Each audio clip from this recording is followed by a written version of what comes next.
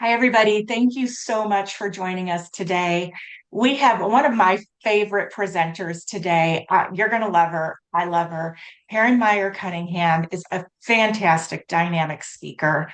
She is the special education boss, and she's going to be talking today about 504 and IEPs and helping the team that gets together to do these for your loved one, helping them present some good, successful student outcomes.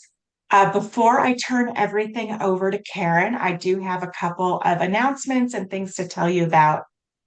First of all, we do record all of these webinars. So you're going to be able to go back later and watch this on our YouTube channel. I've already put the link to our YouTube channel in the chat box. We also go ahead and email you the link to the recording as well as the slides from today's presentation. If you've registered, whatever email address you registered with, that's where we'll send the information. And if you're watching this later, maybe on our YouTube channel, or if you're listening to our podcast, feel free to reach out to us. The email address is contact@cpgcares.net. If you want a copy of the slides or anything like that, we can help you out. The other thing I want you to know is that since we're in webinar mode, we cannot hear or see you. We know you're out there, and the chat box is the best way for you to make comments and ask questions. And I'm going to be watching the chat box for Karen, and I'll let you know if we have any questions that, really pertain to what you're speaking about at that moment, or otherwise we'll just leave them to the end. Consolidated Planning Group, a little bit about us first. We've been in business for over 30 years. We serve the special needs community almost exclusively in helping families plan their financial future. We can help you figure out benefits, both state and federal, vehicles for funding, the costs of caring for your loved one for the rest of their life. We sell life insurance, we can do investments, all of that stuff that any traditional financial advisor would do for you. We can do those things, but we do them through the lens of understanding that we need to take care of your loved one. They might not be able to be completely independent, and they're going to need your help for the rest of their lives. We are members of the Special Needs Planning Academy. We are nationally certified Social Security advisors and chartered special needs consultants. We work all across the United States virtually. So it doesn't matter where you live, you can send this video or send our information to your family and friends. You can reach out to us and we can help you with things like protection plans for the future, lifetime care planning. We do a lot of transition planning, of course. We can help you with your ABLE accounts, government benefits, SSI, all of those things. And of course, we are here to educate you and to advocate for you. Out of the entire United States, there are over 263,000 financial advisors, but fewer than 200, that's less than 0.1%, focus on special needs planning the way that we do specifically. So some very quick advice to you in terms of what you should be doing for planning for the future. First of all, get started right now. Think about what's going to happen after high school. There's educational options, there are job options, residential communities, day and transition programs. Some of these programs, though, they might have a waiting list. So you want to make sure you check into them early, get on that waiting list, and plan for your future. The longer runway you have for planning, the easier it is to make a small adjustment that will have a big impact on your family. And then finally, one last bit of advice that we think is so important. Just be really careful. If you think that a sibling is going to be willing or able to step in and take charge of their loved one. By that time, they might have their own families and careers. They're going to be busy and they might feel a little bit of a sense of obligation to take on their loved one. And it can create friction on both sides. So just be careful with that idea. Now, special education boss and guru Karen Mayer Cunningham is here to talk to us, and she's got some exciting news. I can't wait. I can't wait to hear her. So, Karen, first of all, thank you so, so much for being here with us today. And I will let you kind of just take over. All right. Well, thank you. And thank you for having me. And thank you for, moving my slides forward. I was at a presentation last night and I had to move my own slides forward. They didn't teach Oh, that in no. the 70s when we got our cassette players. So thanks everybody for being here. If we haven't met, I am Karen Mayer Cunningham, special education boss, training everyone that sits at the 504 IEP table to navigate and negotiate successful student outcomes. And I'm almost at 30 years of doing this process, even though I started when I was 7. And I've finally written my life's work, the Epic IEP. So you can take a screenshot of that right now. It's available for pre-order. It comes out in January, and we wrote this for. It's a powerful playbook for parents, educators, and advocates navigating the special education process. It's the exact same 7-piece framework that I use to write any IEP for any client that I serve from coast to coast, and the exact same framework that I use to train advocates nationally. And we want you to have this resource in a way that's efficient. At the end of every chapter, we have checklists for parents and checklists for teachers and checklists for advocates, because we all sit at the same table, and we're excited to get this in your hands. And when you pre-order, you get over $500 worth of pre-order bonuses that will come, which will also include a free ticket to a full day mastery summit in February. So we can't wait to see you there. Wow, that is fantastic. Yes. All right. So my one goal is and has always been successful student outcomes. My mission statement is, when we get it right for the child, we get it right for everybody. And everybody has a different purview. Everybody sits at a different place at the table. And there's lots of things going on behind the scenes. And so this is when people always ask me, what is your best advice? I think sometimes we tell teachers, and God bless teachers, don't forget your why. And what I want to have you think about and consider is, don't forget your who. And your who is that child that needs the support. So thank you for what you do, and let's keep doing more of that. So first question is, when did you know something was different? And probably, just like Michelle was sharing, when you're taking care of, your finances and considerations for your investments for your loved ones in the future, the worst thing that we can do is wait, right? Whether any kind of intervention, a financial intervention, a medical intervention, and an educational intervention. So when did you know something was different? And we know as parents and guardians and surrogates that something's a little bit different for our kiddos. So looking at the next slide, when we think something's different, we need to know how we respond to the need. And so this is how we respond to the need. Looking at the next slide, you need to get your child tested to identify a disability. There's so much misinformation that comes with disabilities or concerns, or respectfully, even shame. And so there's nothing shameful about getting your child tested. And so the F stands for full, in a full individualized evaluation. And we do that because testing does one of two things. It identifies or eliminates. If you had a medical concern and you went to the hospital, you wouldn't say, dear doctor, something's going on with me, but don't test for cholesterol and don't test for high blood pressure. You wouldn't do that. You would say, do full testing, because testing either identifies or eliminates. And in special education, we want both. Okay. So this robust testing identifies the impact of your child's disability. And I want to talk really quickly about what is in a full and individualized evaluation. And we have trainings, more in-depth trainings on this on our website at Special Education Academy, but really paramount that you know how to ask for the testing. So it's 8 areas, and I'll go through these really quickly. Number 1, speech and language evaluation to include pragmatic. And so if you're taking notes, write this down, because you'll need it when you ask for your child's testing. Number 2, medical physical. Number 3, sociological, right? All those things that are going on with a kiddo that don't happen or occur at the campus.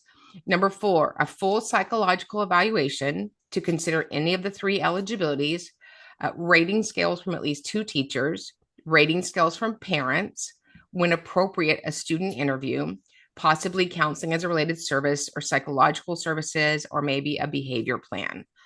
Number 5, a full cognitive evaluation. This is such an important piece. Your cognition is stabilized at 10, and you want to ask for a cognitive evaluation all seven G's. What do the G's stand for? Gangster. No, they don't stand for gangster. They stand for brain skills, right? They might stand for gangster.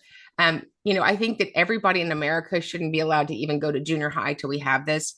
I can sit down with a family and go over their child's cognitive profile and tell them the child that they have in their house. And they're always like, how did you know that?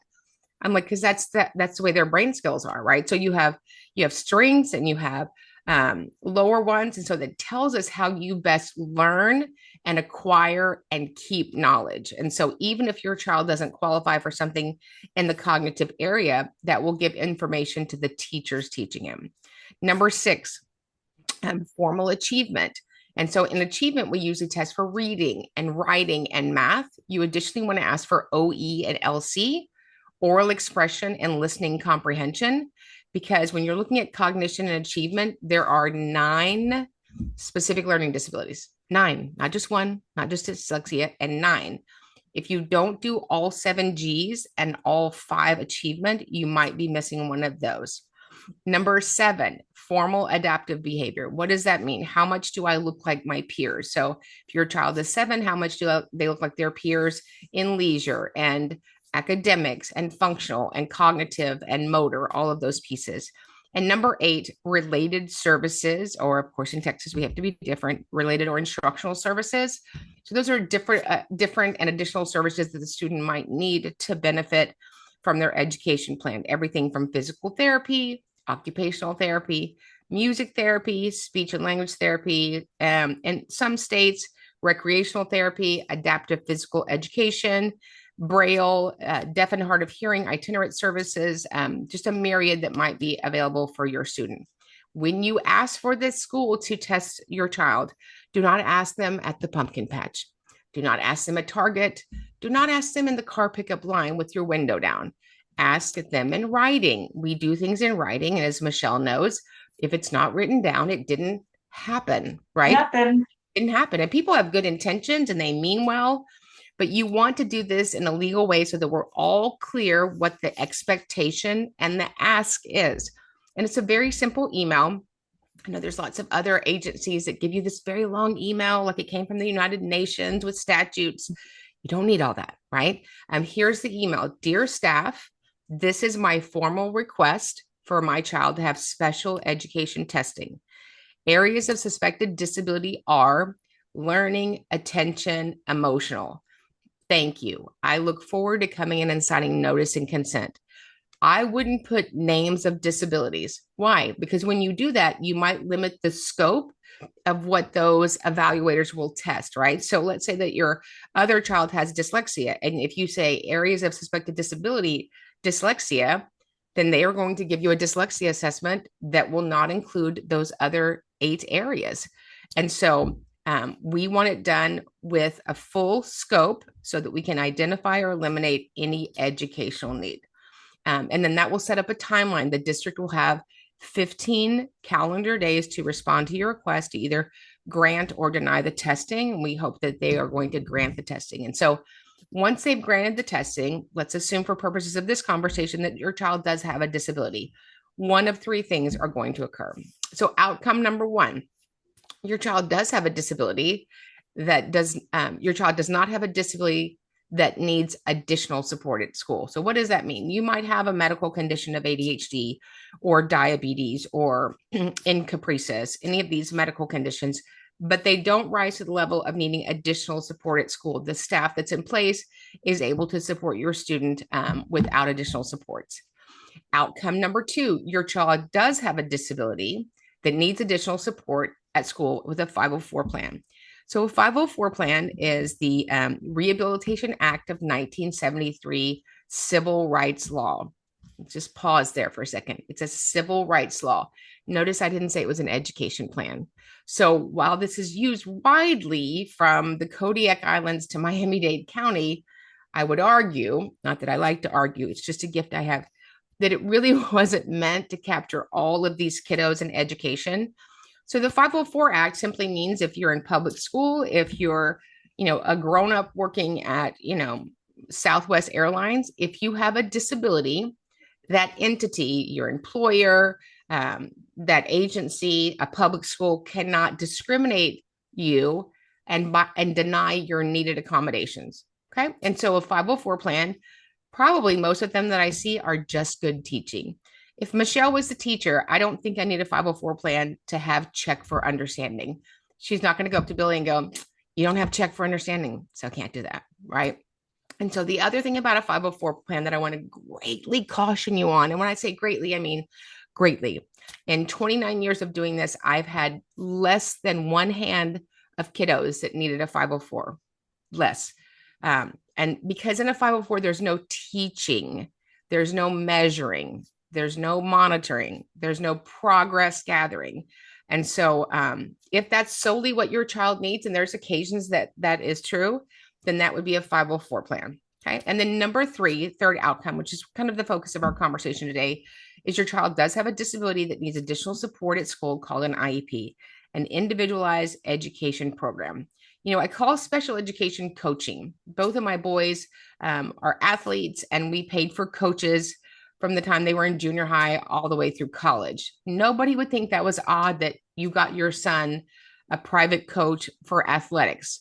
I don't know why we think it's odd that a student in school needs extra coaching for emotions, socialization, communicative, or academics. And so I call special ed just coaching. It is more than what the general ed teacher could solely provide your student every day. And so let's look at what that is. So we're going to develop a complete individualized education program in IEP, which is why we wrote the book, The Epic IEP. And when you have it, you'll be even more epic. So it's a complete plan for your child to be successful. So in these pillars, number one is the present levels of academic achievement and functional performance. And certainly like consolidated planning, you know, in any entity, we have all these acronyms, don't we? My husband's like, speak English. I'm like, this is our English. So I like to say this word is PLAF. And I like to say I like big PLAFs, and I cannot lie, right? So a PLAF is a present levels of academic achievement and functional performance. So the Supreme Court justices, March 22nd, 2017, in the Andrew F. case, identified what this is. So I think we can all understand what academic achievement is. Those are those 5 or 4 areas that are those core classes, right? Writing, reading, math, science, and social studies. Writing goes away in 8th grade, which you can probably tell by my writing. And so those would be academic achievement. Then the law says anything outside of that that occurs during the instructional day that is not in the normed and average range, we can provide instruction around that. Everything from eating and feeding and walking and seeing and sensory and language and communication, all of those things outside of that, we would call functional performance. So in the present levels, and this is the most important part of your IEP, this is the foundation, right? You wouldn't just start building a house and putting pieces of wood up on grass. You've got to have a foundation. So probably one of my favorite chapters in the book, because the PLAF drives everything good and right in the document, right? And so you either have it in there or we don't have it in there. And if the PLAF is not complete, you might have to table your IEP meeting and come back when those full components are there. Yesterday, I was in a meeting in a lovely state not called Texas, and we had a present level for an 8th grader. And the present levels was, say it with me, 5 sentences long. I'm not really good at math, but I don't think that that would suffice on describing the student. You know, moms and dads go out of town, they leave a longer list of what to do with their kiddo for the babysitter than sometimes we have in the paperwork. So we should be able to pick up this present level. I should pick it up. Michelle should pick it up. Meredith would pick it up. We can go to the 4th grade class, stand at the door and go, oh, that's Matthew, because we've left a complete description of his needs, right? We're going to include everything from those grade evaluations that we did that was purposeful, any outside doctor's information, their grades. Not a big fan of grades anymore. In the olden days, when I went to school in a covered wagon, we got a grade and then we got in trouble when we got home. Remember that, Michelle? Like you got the grade, you got that 76, and you're going to take it home and try to figure out on the bus how to sign your parent's signature. Do you remember that? How to make that 7 into a 9. Yeah. See, I didn't know about all of that, right? And so now grades, which are still considered, I want you as a parent when you're in the meeting Tell me how he got that grade. Because sometimes they use a rubric, sometimes it's modified, sometimes it's alternate. And so what we don't know might not be helpful. Okay. We want to put in standard scores and state scores, which I'm not a big fan of, but it does give you some sort of framework and trajectory where the child is going. But more importantly, in the present levels, I need to describe that student across all areas. Michelle, how does your little boy get to school? Does he have breakfast? What happens after breakfast? How many kids are in that class? Then what happens next? When I start an IEP meeting, I stop the meeting and we go over his daily schedule, which is pretty informative because a lot of people don't know his daily schedule. And sometimes I'll be like, oh, so Michelle, how's it going in science? Well, I got 28 kids and Matthew needs some more help, but I don't have anybody in the class to help me. So I might go, dear principal, based upon what the great Michelle just said about Matthew and science, sounds like she needs another set of hands. Can we get that for Matthew? And they go, yes, right? Because I Michelle, do. the teacher, already asked for help in the class, right? And great, Of course she did. go to principals. And you know what principals say to Michelle? You're doing a great job. Get back in there. Go Bobcats, which I'm all for the Bobcats, but she needs help, right? A lot of times we make general ed teachers, special education teachers, and it's not a good fit. So when I'm going through the schedule, I can determine where he's successful because people are so busy at schools being trained on paperwork, we forgot the person, right? And as soon as we learn this paperwork, then we switch to another paperwork, right? Miss Cunningham, we're learning this new software and we forget the student, right? So those present levels I should be able to see Matthew in the entire day. Okay. So pillar number 2, annual goals. So when we write an IEP, it's for 36 instructional weeks. So today is November 19th, 2025. We're sitting in a meeting. We write an annual IEP. It will go to November 18th, 2026. So it's for 36 instructional weeks. So what is an annual goal? What isn't it? It is not tied to the name of the eligibility. When we have an evaluation, we are determining the name of eligibilities. Eligibilities solely open the door for services, right?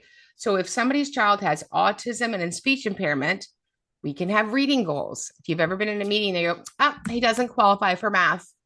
Good news, the law says, which is very clean since Andrew F., March 22nd, 2017, it says we are charged with writing an IEP to enable the student to make progress appropriate in light of their circumstances. That's it. Didn't say anything about medical conditions, how old they are, the state test, where they live.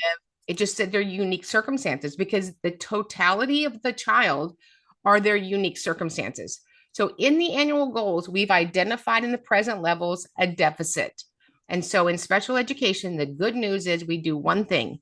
We teach a child strategies to self-manage their disability. We teach a child strategies to self-manage their disability. So if we found a deficit in the present levels that he is struggling with communication, successful communication with his peers, we can write a goal around that. You don't have to have an eligibility of not being successful with your peers. And so we write those annual goals. And that annual goal is pretty simple. We have a deficit and we think this is where we'll get in 36 instructional weeks. So in a goal, I'm looking for 2 things, rate of expectancy and progress, right? So if it took Matthew 12 years to read on a 2nd grade level, he will not be reading on a 5th grade level next year. Rate of expectancy and progress, okay? Under the annual goals, 2 very important things. Implementer, like a kebab, an implementer, who is that? That's who's working on the goal and or taking data. All of them are not legally required to take data, but you need to say under there, general ed teacher, special education teacher, occupational therapist. And then under that, very, very important line is method of evaluation. What does that mean? That is how I collect data weekly on his IEP goals so that I can measure and monitor progress and make sure that you understand those and agree on those annual goals. Okay, next pillar, needed accommodations. Notice the first word is needed. I think that I like things in volume, like volume. I was just showing Michelle, I have a little tiny salt and pepper shaker collector If you haven't sent me any, don't feel bad. I accept them year round. So I like volume, right? And so often when we look at accommodations, it's sort of like we open these accommodations in software, like he's going to need that. He might need that. I hope he gets that. That is not what an accommodation is. An accommodation, whether inside of a 504 or an IEP, is a civil right. If you're a teacher, listen to this. It's a civil right. So I would argue that most kids need less than 9 accommodations. If you have over 9 accommodations, it's probably unlikely that the teacher even has the capacity to deliver those, right? Michelle's not going to stand up and go, I'm going to give Jonathan 18 accommodations and then say good morning. That's not reality. And sometimes when schools have a lot of accommodations, we probably need to convert those into special education services. And so what are the needed accommodations? And the accommodation is, we know as a committee, if we don't provide this accommodation, he will not be successful on his 504 or his IEP. And the next pillar, LRE, the least restrictive environment, which are very confused about this. I sit in meetings every day. I do about 500 IEP meetings because I like it. I like it a lot. And people say this, oh, I've got to get him back to his LRE. We've just got to get him back to his LRE. And LRE is a consideration. It's not a location. So the law actually says that we educate students to the maximum extent possible with their non-disabled peers with supports and strategies and supplementary aids. It never said general ed, never said that. So if general ed is the right setting, let's do that. But I have kiddos that have been homebound or hospital bound their entire years. It wouldn't be appropriate for gen ed. I have students that have acute modification of the curriculum needs. I have kiddos that need to be in alternate settings for functional access. So general ed is not their least restrictive environment. So I wish it said most supported setting instead of least restrictive environment, like a good pair of pantyhose, right? So we sit down as a committee across content areas. It's not one or done, and say, where's the best place to get the most bang for our buck for math? Where's the best place for PE? And we have this LRE as a consideration in the conversation. Okay. And then last, which is what kind of everybody wants to get to, right? This is the dessert, the location and the services, but all of this is built from the PLAF to the goals to the accommodations to LRE. So just know any of those pieces that you agreed to, you kind of already agreed to this last page. So just like you're doing investments, just like you're buying a house, please take your time and understand these components. Okay, so number 5, students required special education support time schedule of services, or Save Our Student, right? So there's no obligation federally other than to list the special ed time. Some districts will list all the time, but these are times that the student requires special education services to be successful. And we do that across content areas. Again, we don't just say, often I get paperwork and it says he needs 100 minutes. Everything is 100 minutes. So what is the amount of time that he needs to be successful and make those gains, including related and instructional services? Okay. And then next, it's time to reassess partnering with the school for an appropriate implementation of FAPE. People will say, well, how do I know that's happening, Karen? Because you've partnered with the school, right? It's not the school's job to do all the things to educate your child. Parents are the number one stakeholder under the federal law. So let's partner with them. When I start the school year, I give every teacher for my child a thing called the ZACPAC. And what is that? So it is a document that has his picture on it. And then it's sort of a one sheet of what he needs, his strengths, his needs. And I will print out his 504 and I will print out his complete IEP and hand it to every single teacher. Your teacher may or may not have been provided those documents from the district for a myriad of reasons, but that way they have them. And then I say, if there's anything you need, let me know. Most important question, milk or dark chocolate? These are questions you want to ask the teacher, right? And let them know the best way to reach you, and tell them that you look forward to a great year. And then let them know if there's anything that he's working on his goals that you find gains. If you'll send that home, we'll reinforce it. We are a team. We are the IEP team, and you want to start that from the beginning and assume competency, right? We can only support people based upon what they know and what we expect. So partner with the school. And then next, it is time to reassess your child. So that happens at, we call it a triennial. Every 3 years, there's an obligation for the district to sit down, look at those 8 areas again and see where do we need to retest. Maybe we don't need to retest. Maybe we don't need to retest to see if he has an orthopedic impairment. We can agree as a committee he does use a wheelchair. But some of those areas we might need to test because every year that they get older, we can give them more robust testing to get more information. And the next, this is my favorite thing. When we get it right for the child, we get it right for everybody, and we get it right a lot. And so that is our heart. And the next slide, we certainly want to be able to partner with you and serve you in any way. You can always reach us at Special Education Academy. We are everywhere at Special Education Academy or Special Education Boss. We train professional development, school districts, agencies, and anyone that sits at the IEP table.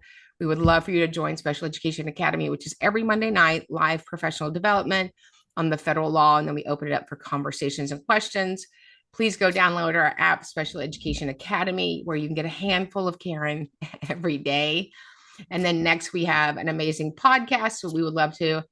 This is our reading comparison chart. So please download that. That'll be a great resource to compare reading information that you get about your child. And then next, we have a podcast. I missed that slide. We do have a podcast called Special Education Boss. So if you know of somebody that would be a great fit for that, we also want to get people's information out again. These are all the ways that you can send me salt and pepper shakers. I mean, reach out to us because we want to serve you. And we'd be happy to open up for any questions you might have, Michelle. Yeah, so Jessica would like for you to go over the 8 sections of the FIE again, so they can get those written down. Yeah. So number one, and we're going to ask for these tests, even if, somebody the other day said, what if his language is intact? Well, all of these things are an assumption, right? We assume things. And so we do the initial test, the FIIE, full initial individual evaluation, so we can get a baseline. So number one, you're going to request a speech and language evaluation to include pragmatic. Number two, medical, physical. Number three, sociological. We learned so much of that after Harvey and the pandemic. So many things impact a child at home that you might not think of. There are kids now that are worried that their dad doesn't have a job. Well, no, he's just in his, pajamas in the basement working all day, right? People are living, multi-generations together. Kids are impacted by if they lost a pet, if their last sibling moved away, things that we don't necessarily think about.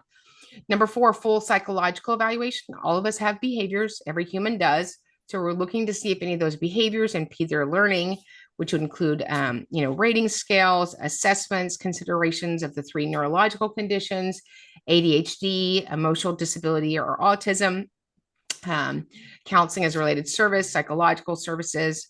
Number five, a full cognitive profile to include all 7 Gs. Those are your brain skills, and those are important to know as how we acquire and keep information. Number 6, formal achievement to include reading, writing, math, oral expression, and listening comprehension. Number 7, formal adaptive behavior. And then number 8, any related or instructional service under IDEA. And if you didn't quite get all of those, you will receive these slides and, like I said, the recording of the webinar later, so you can go back and grab that one more time. So Patrick says that he is considering taking your training. What sets your training apart from other organizations? Are there other organizations that do this? There's no, it's just me. I'm the only one in the whole world. I mean, she's really the only one. She's the best. So Patrick, if I turn my camera, there's about 10 of these cubes behind me of every course I've ever taken. And I love a law course. I love a law book. I love to sit and read the DSM-5 criteria late at night. That doesn't help you at an IEP meeting. So you will be equipped in how to find the knowledge in the 115 federal statutes, which oversee all the states. You'll learn to negotiate and navigate. I think the biggest deficit it means is people don't know how to work with people.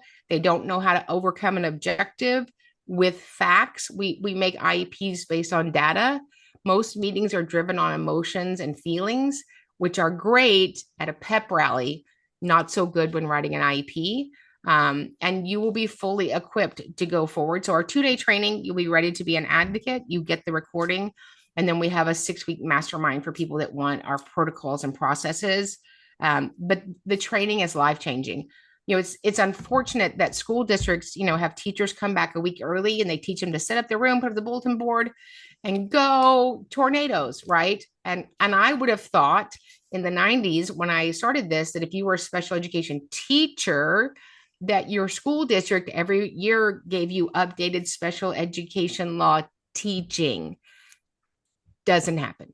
It doesn't happen. And so, if I'm not a teacher, but I would assume if teachers have a choice between the fun guy doing professional development that makes dogs out of balloons or sitting in a special education law class, it wouldn't be hard to figure that out. And so we take all that great training from Pete Wright, who wrote Wright's Law, which is a law book, which I love, but it's kind of hard to choke down if you don't understand the letter of the law, the application of the law, and more importantly, the spirit of the law. We also teach on the U.S. Department of Education houses 17 educational offices. So we teach you when you need the information, where do you go instead of texting your friend, right? Because we want these IEPs to be epic, but more importantly, legally sound. Fantastic. That's all the questions I see so far. I do have a couple more slides Okay. to go through. I've tried to give people more time on this slide to get that QR code so they could pre-order your book. Is there an audiobook or will there be an audiobook as There will well? be, and you won't be able to play it 2 times fast because I already am 2 times fast, but that comes out in February. In February, there you go. So yeah, get the rest of your questions in the chat box for Karen as I wrap up the rest of my talk. I don't know if this is the first time you've been to one of our webinars. I hope it is because Karen makes quite the impression, a great impression. So I would love for this to have been your first time with Consolidated Planning Group. But we do these webinars 3 times a week usually. Now we've got some holidays coming up. We're going to slow it down a little bit. But if you have questions about anything on this page, the future cost of care for your loved one, the Texas waiver programs, SSI, SSDI, ABLE accounts, special needs trust, how to set things up legally. We even do panel webinars where we talk about summer camps or residential options or jobs, all of that kind of stuff. Oh, Melody said, hi, Melody. I'm so glad you're here. She lives in my neighborhood. I love her. She says she's already pre-ordered your book. Thank you, Dare. Anyway, we host these webinars and we love for people to come and share the information. If you want to see what we have coming up, you could go to this page. It will allow you to pre-register for any of our webinars that are coming up. Usually we have it about a month out, and then you get an email that reminds you to show up, and you'll also get the recording and the slides. So this is our whole team at Consolidated Planning Group. All 4 financial advisors. It's a pretty cool system. We work as a collaborative team for all of our clients. So you would never say that Michelle Morris is your advisor. You would say Consolidated Planning Group is because all of us work together for you. And that allows us to kind of lean on each other and make sure that we're double checking our work and always that you have someone to reach out to in case I am ill or on vacation. And of course, the leaf blower guy next door, I hope you guys can't hear him, but this is my last slide anyway. We do have a free initial consultation. We would love for everybody to schedule that. You can use the QR code, email or call the office, or email or call me directly. And we can set up your free Zoom consultation. We do ask that you fill out a short questionnaire to give us some information about you and your family. We give you some great advice. We answer any questions that you have. And then we'll talk about what we do and see if it would be a good idea for us to go forward and work together. Okay. There's also our Facebook, our Instagram, our YouTube channel, and the podcast links down there. Okay, so I see another question for you, Karen. Do you approach things differently when you engage a Texas charter school versus a general public school? My daughter went from Katy High to a local classical charter school. She has learning issues and they have a very vigorous. Yeah, so charter schools and public schools are the same entity. Um, there usually are less staff members to serve kids with disabilities in charter schools. And so, depending on the kind of eligibility your child has, we might have a conversation around that. So, for instance, if your child needed Braille, if your child needed deaf and hard of hearing itinerant services, if your child needed an intervener, those services would highly unlikely be located at a charter school because even though they're public schools, they're schools of choice.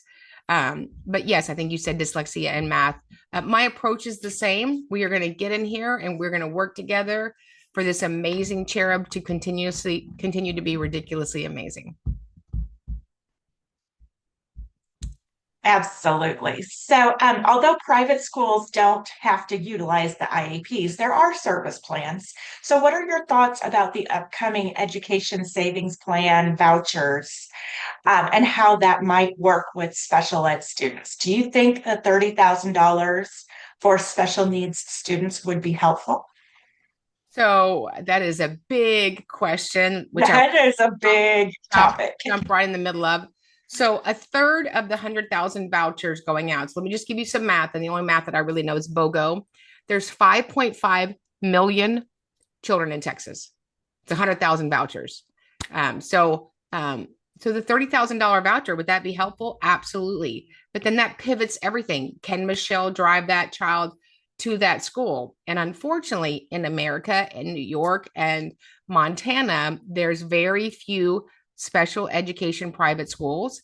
And then additionally, they have great specificity. So we've got great schools in Houston. We have the Parish School, we have Monarch, we have Briarwood, but they're each very specific for certain kinds of disabilities. And they're a very big financial commitment, even with the voucher. So if that works for your family, and that's what, I always say there's nothing more personal than walking through an illness or an individual disability. That is a personal choice. Um, Also, you have to remember that most special education private schools do not teach the totality of state standards. So there's just a lot to consider. And so my job as an advocate, same with Michelle, is to give you all of your options so that you and your family can make the right decision right now for your child. I just want to, put another plug out there. I'm on all these social medias. I love Facebook. I love TikTok. It's one of my many guilty pleasures, and I love watching Karen on TikTok and on Facebook. Um, you do such a great job with your social media answering questions like this. Sometimes she'll just have a video where, someone reads a question and she does exactly what she just did here, go through the answer to that specific question. And I love this. So look out for her everywhere. Whatever social media you use, she's out there and she provides fantastic information. I love the way Thank Michelle you. said, look out for her. I had an attorney once, Look had a out for real, this one. had a real attorney go, you come up in my feed all the time. And so we put out 52 pieces of content every day because we want to answer your questions. We're live on TikTok every Monday night for an hour question answer. And then that goes straight the whole thing to Special Education Academy. So if you missed it, it stays up there for your information. That is fantastic. So thank you. Thank you again, Karen, for being here with us today. I don't see any other questions. Uh, Go out, buy her book, pre-order that book, follow her. Definitely, you're going to get a lot of great information, and she really is an expert in this area. And again, thank you to everybody who's been here for the webinar today. I am positive that you've picked up some helpful information. Have a great week. Happy Thanksgiving to all of you. And again, thank you for being here. Bye, Michelle, Karen. hi, honey.